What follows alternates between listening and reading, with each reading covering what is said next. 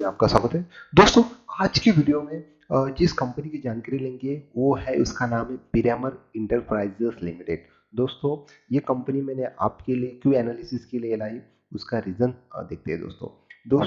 Piramal enterprises जो limited company है, वो इंडिविजुअली अभी एक एनबीएफसी कंपनी है, यानी एक फाइनेंशियल कंपनी है।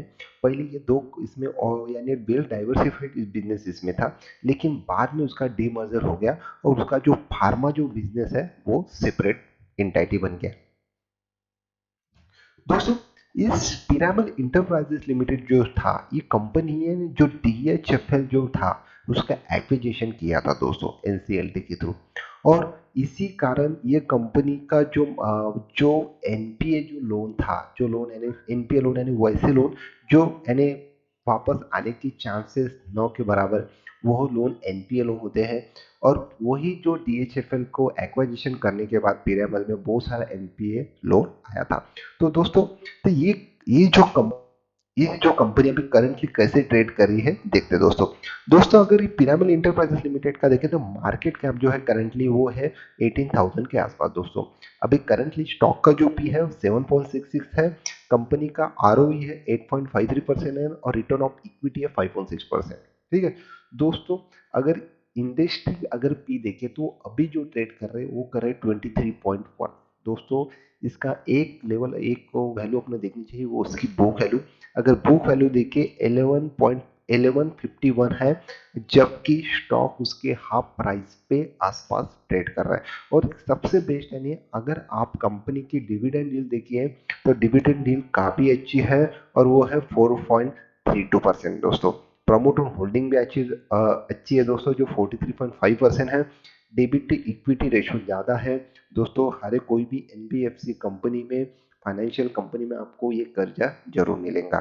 तो दोस्तों, चार्ट पे देखते हैं कि ये स्टॉक को कि सही लेवल पिकअप करने का है क्या नहीं है। और सबसे पहले उसके पहले स्टॉक के फंडामेंटल देखना जरूरी है दोस्तों। तो दोस्तों, स्टॉक के फंडामेंटल अगर देखते हैं तो अगर कंपनी का पी देखिए, ये लोवेस्ट में सबसे लोवेस्ट पी पे कंपनी ट्रेड कर रही है। जबकि बजाज फाइनेंस, बजाज फिनवर्स देखिए, बजाज होल्डिंग्स देखिए, चोलामंडलम फाइनेंस इन्वेस्टमेंट देखिए, श्रीराम फाइनेंस देखिए, मुथूट फाइनेंस, सबसे लोएस्ट पी पे ये कंपनी ट्रेड करी है। अगर आप कंपनी का क्वार्टरली सेल देखिए तो दोस्तों, कंटिन्यू अभी कंपनी मार्केट में ग्रो कर रही है। और कंपनी का आप नेट प्रॉफिट देखिए, इस बार कंपनी ने एडजस्टमेंट नहीं की है, वो कम की है दोस्तों। इस वजह से ये प्रॉफिट दिखा, नहीं तो हर बार कंपनी को एनपीए का जो उनका जो लोन बुक था उसमें वो एडजस्टमेंट करना पड़ता था उनको क्वार्टरली प्रॉफिट से। तो दोस्तों, मुझे ऐसा लगता है कि ये कंपनी पे आपकी नज़र जरूर होनी चाहिए, काफ़ी कम बुक वैल्यू पे है। और कंपनी की कुछ दिनों पहले इन्वेस्टमेंट्स मीटिंग हुई थी इन्वेस्टर लोगों के साथ दोस्तों। उसमें प्रमोटर ने क्लियरली एक वर्ड मेंशन किया था, वो न्यूज़ में भी ये खबर आई थी।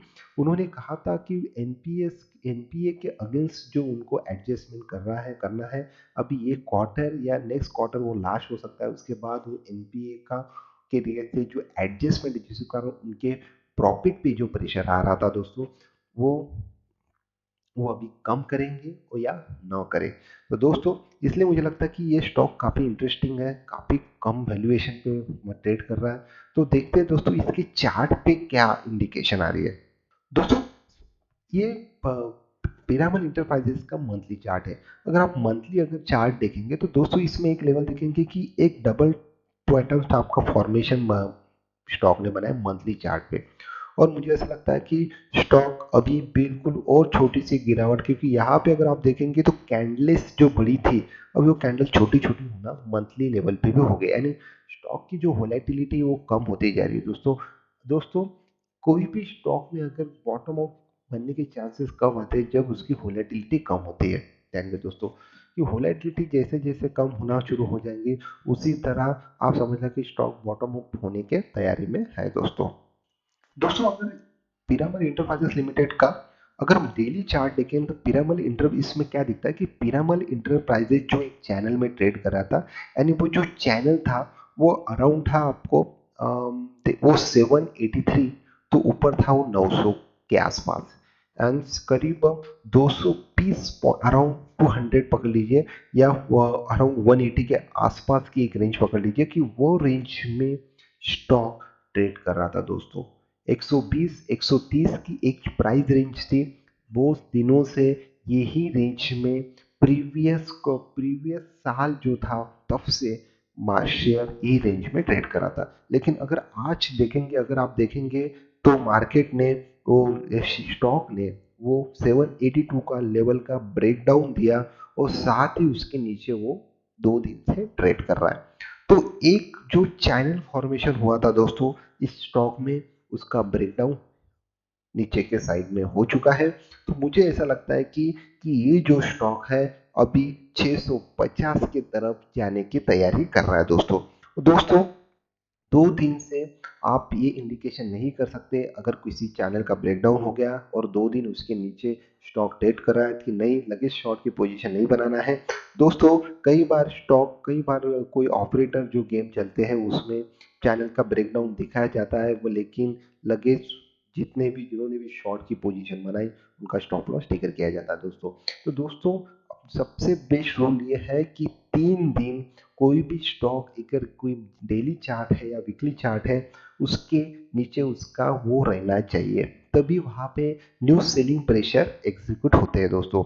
दोस्तों अगर इस स्टॉक में देखा तो वही सेम 3 दिन हो गए स्टॉक वो चैनल के नीचे ट्रेड कर रहा है। इस मुझे ऐसा लगता है कि एक फ्रेश सीलिंग फिर से ये स्टॉक में आ सकती है। और मुझे ऐसा लॉन्ग टर्म इसके कुछ दिनों के बाद जो अभी जैसा मैं डेली का चैनल था दोस्तों, तो आपको जो टारगेट भी डेली बेसिस पे ही पकड़ना पड़ेगा।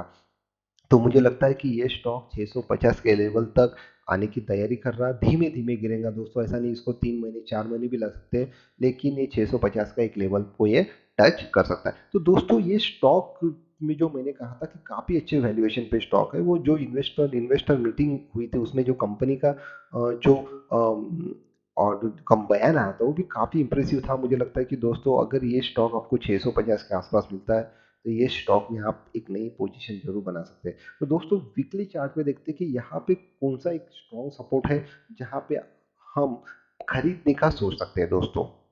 दोस्तों वीकली चार्ट पे देखा जाए तो जो मैंने लेवल आइडेंटिफाइड किया, एक ये जो चैनल का ब्रेकडाउन हो गया, अगर आप देखिए वीकली चार्ट पे क्लियर कट दिख रहा है दोस्तों, एक ब्रेकडाउन हो गया नीचे के साइड में, लेकिन ये वीक की कैंडल कैसे क्लोजिंग होती है वो भी मायने रखती है दोस्तों।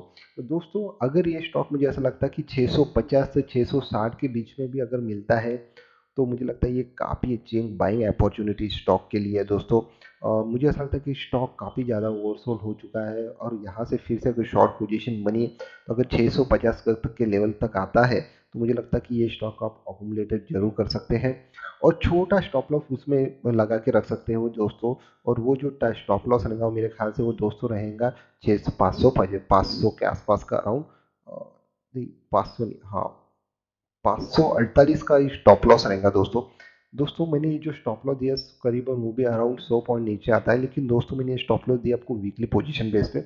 और मुझे ऐसा लगता है कि ये स्टॉक को आप अगर आपको अकोमुलेशन जोन में जाना है और सही से अकोमुलेट करना है, क्योंकि दोस्तों इस स्टॉक में मुझे लगता है कि नीचे डाउन साइड अभी यहाँ से कम लग रही है मेरे को। अगर ये 650 के आसपास आता तो वहाँ से काफ़ी कम डाउन साइड लग रही है, लेकिन मुझे लगता है कि ये स्टॉक फिर से 1100 1000 के तरफ जाने को बिल्कुल तैयार हो सकता है। तो दोस्तों अगर आपको अकोमुलेशन अगर स्टॉक में करना है, क्योंकि कंपनी अच्छी है दोस्तों, कंपनी DHFL का जो एक्विजिशन है उसी वजह से जो बैड लोन्स थे उसका एडजस्टमेंट करने की वजह से ही कंपनी का फाइनेंशियल डिस्टर्ब था, लेकिन कंपनी अभी जो एडजस्टमेंट बहुत सारे कर चुके हैं दोस्तों, कंपनी के बैलेंस शीट में प्रॉफिट आना शुरू हो सकता है नेक्स्ट क्वार्टर से। तो मुझे लगता है ये काफ़ी अच्छी अपॉर्चुनिटी, अगर ये 650 के आसपास अगर मिलता है तो ये काफ़ी अच्छी एक बाइंग अपॉर्चुनिटी स्टॉक में बन सकती है। तो दोस्तों फिर दोस्तों अगर ये वीडियो आपको पसंद आया दोस्तों तो मेरे वीडियो को लाइक कीजिए दोस्तों और ज़्यादा से ज़्यादा लोगों को शेयर कीजिए। फिर मिलेंगे दोस्तों नए वीडियो के साथ, तब तक के लिए बाय दोस्तों।